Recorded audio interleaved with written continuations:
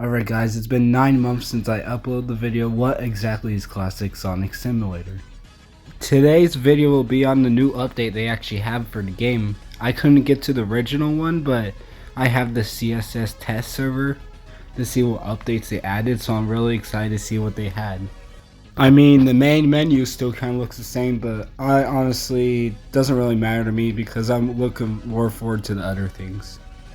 Well, as I look at the level select, there's not really any updates to it or anything. It just kind of still looks the same, I guess. So I'm okay with the level select. We don't really need to add anything unless they update the levels. Like even updating the house zone would be nice. Even an act 2, that would be nice too. Now let's get to the real updates.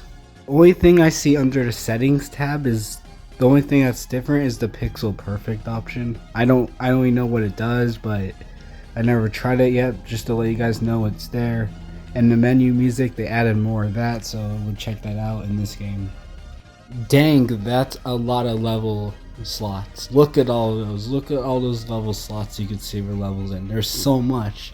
There's way more than before, which is honestly really cool. They now have an ice cap zone template, which is pretty cool because that is one of my favorite zones.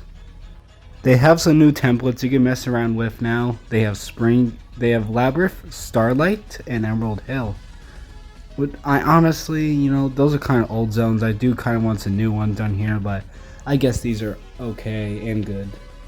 They do have 2 new songs on here. They have Cyberspace 1-2 Flowing from Frontiers, and then they have Crisis City Act 2 from Sonic Generations. Yeah, so not much music they added, but I call it good. Feast your eyes on the new theme they called Adventures, where you could create your own adventure. It's basically taking all your custom levels and making acts 1 and 2, and then you're putting it together in one slot, which is called an adventure for this game.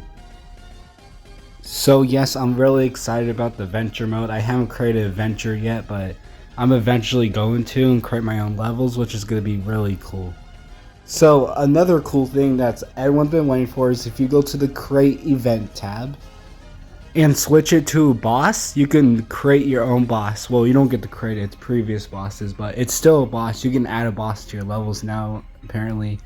I also thought this update was a pretty big idea for me because I've always wanted to have a boss in my level, or else what's going to make it challenging? It's not going to be challenging when you don't have a boss. You got to have a boss in your adventures.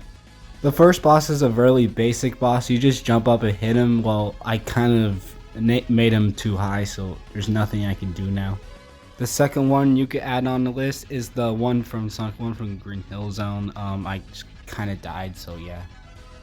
The third one is basically the fire one from Marble Zone in Sonic 1, but anyways, yeah, these are the only bosses added. I wish they could add more in the future, so let's hope so. They also added where you can clip for walls now, and you don't have to be stuck at one wall, so I thought that was a cool update too. And if you don't want to be stuck in between walls, you add this item. Some reason what I found interesting is that they added the light dash from the 3D Sonic games into a 2D one, which is really cool. They also added this item. This is actually a new one they just added as an update, and basically it's the thing that smushes you. I assume that everyone knows what this is since they played the 2D Sonic games. Yep, and it's exactly what I think it is, and yeah, I just got squished again. Now we got background changers where it changes the theme every second, which I actually kind of like. I actually do want to kind of put some of this stuff in my levels. It'll turn out to be really cool then.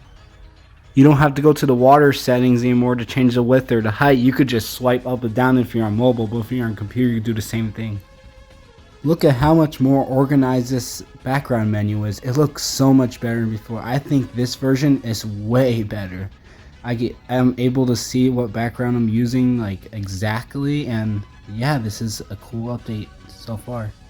Still no new characters, but that's okay. I'm good with the characters they have. I think we have plenty of characters, but if you guys ever wanted new characters, then that would be cool to add. Oh, that's cool. We can actually create a icon for your adventure. You could choose any of these pictures. I'm gonna choose Super Sonic because that's the coolest to me. And then you can name your adventure. It's basically the same as the custom levels, but yeah.